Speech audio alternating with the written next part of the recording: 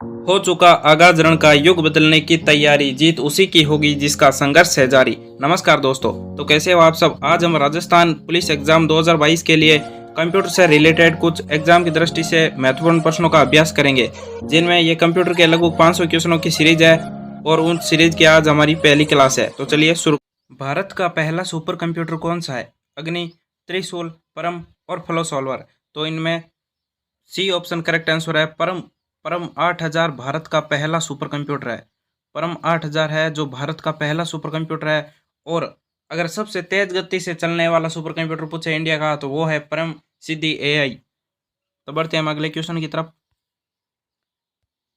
कि डिवाइसेज हमें पर कंप्यूटर से सूचना प्राप्त करने की अनुमति देता है।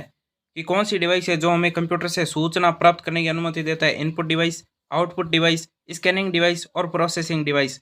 तो इसका सही आंसर होगा आउटपुट डिवाइस। ऑप्शन बी इसका करेक्ट आंसर होगा। ऑप्शन बी आउटपुट डिवाइस है जो हमें कंप्यूटर से सूचना प्राप्त करने की अनुमति देता है। अब है ये अगला क्वेश्चन कि कंप्यूटर 5 मूल कार्य या ऑपरेशन, कंप्यूटर 5 मूल कार्य या ऑपरेशन क्रियान्वित करता है। इनमें से इनपुट के बाद किया जाने वाला कार्य कौन सा है। आउटपुट, एग्जीक्यूट, प्रोसेस और कंप्यूट यानी गणना करना। तो इनमें कंप्यूटर पहले इनपुट लेता है, इनपुट लेने के बाद उस डेटा को प्रोसेस करता है कंप्यूटर। तो ऑप्शन सी इसका करेक्ट आंसर होगा, प्रोसेस करना।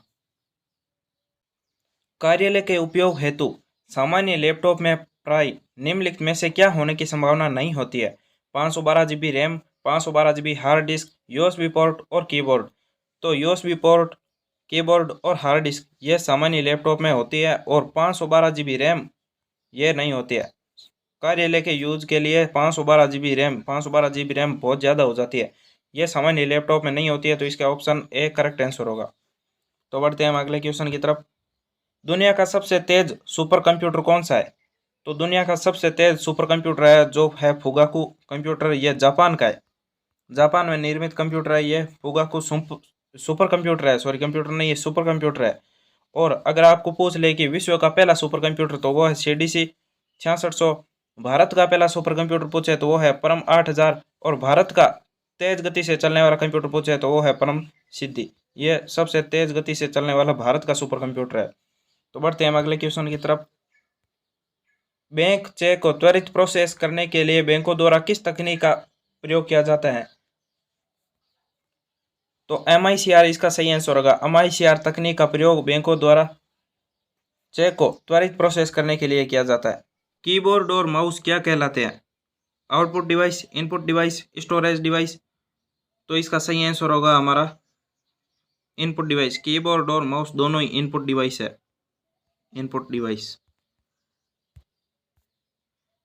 अब अगला क्वेश्चन है कि एक इनपुट डिवाइस है जो फोटोकॉपी मशीन की तरह कार्य करता है। जब कोई जानकारी कागज पर उपलब्ध होती है तब इसका उपयोग किया जाता है, और अधिक उपयोग के लिए इसे कंप्यूटर के हार्ड डिस्क पर स्थानांतरित करने की आवश्यकता होती है। तो light pen, digital camera, touch pad और स्कैनर। तो इसका सही आंसर होगा ऑप्शन डी, स्कैनर इसका करेक्ट आंसर है।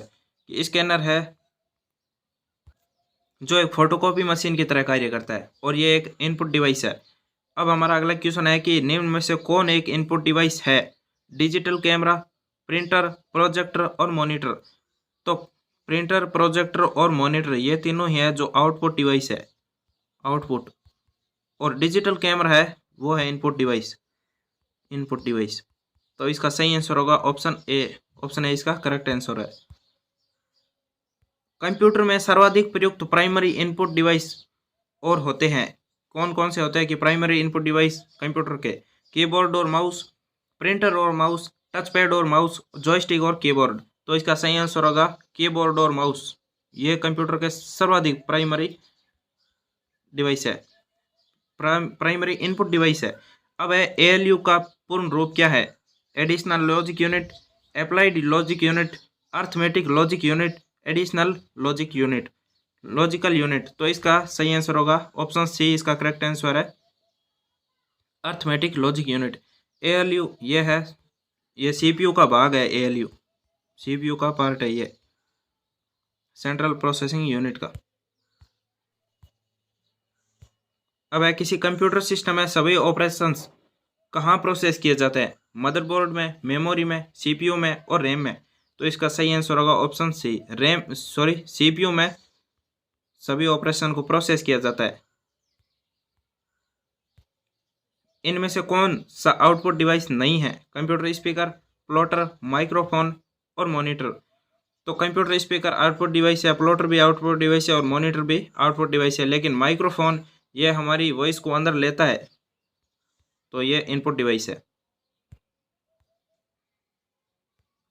अब एक कंप्यूटर जॉयस्टिक एक इनपुट डिवाइस है, आउटपुट डिवाइस है, स्टोरेज डिवाइस है और प्रोसेसिंग डिवाइस है।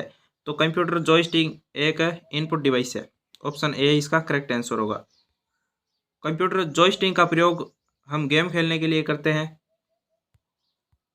यह हमारा अगला क्वेश्चन, निम्न में से कौन सा एक आउटपुट डिवाइस है? माउस, OCR, प्रोजेक्टर और वेब कैमरा। तो माउस एक इनपुट डिवाइस है, OCR भी एक इनपुट डिवाइस है, वेब कैमरा भी इनपुट डिवाइस है, लेकिन प्रोजेक्टर है जो आउटपुट डिवाइस है, प्रोजेक्टर आउटपुट डिवाइस है। हाल ही में डिलीट की गई फाइल कहाँ संग्रहित होती है? Desktop, recycle bin, my computer और टास्क बार। तो इसका सही आंसर होगा ऑप्शन बी, रिसाइकल बिन में स्टोर होती है। डिलीट की गई कोई भी फाइल है वो रिसाइकल बिन में आपको वापस मिल जाएगी। कंप्यूटर किसके लिए प्रयोग किया जाता है? कंप्यूटिंग, वर्ड प्रोसेसिंग, डाटा संग्रहण और उपयोग सभी। तो इसका ऑप्शन डी करेक्ट आंसर होगा, इन सभी के लिए कंप्यूटर का यूज किया जाता है। आउटपुट डिवाइसेस का उपयोग कर उपभोक्ता क्या कर सकता है? Data input, data process, data scan, data print और डाटा देख सकता है। तो इसका ऑप्शन डी करेक्ट आंसर होगा। आउटपुट डिवाइसेस का यूज करके कोई भी व्यक्ति या उपभोक्ता डाटा को प्रिंट भी कर सकता है और डाटा को देख भी सकता है। कीबोर्ड और माउस क्या कहलाते हैं? Output device, input device, storage device और प्रोसेसिंग डिवाइस। तो इसका सही आंसर होगा ऑप्शन बी, इनपुट डिवाइस कहलाते हैं कीबोर्ड और माउस। ऑप्शन बी इसका करेक्ट आंसर है। ये हमारा आज का लास्ट क्वेश्चन है, दुनिया का सबसे तेज सुपर कंप्यूटर कौन सा है? परम 8000, फुगाकू, परम सिद्धि AI और CDC 6600। तो इसका सही आंसर है फुगाकू कंप्यूटर जापान में निर्मित है। ये क्वेश्चन हमने पहले भी कर लिया था।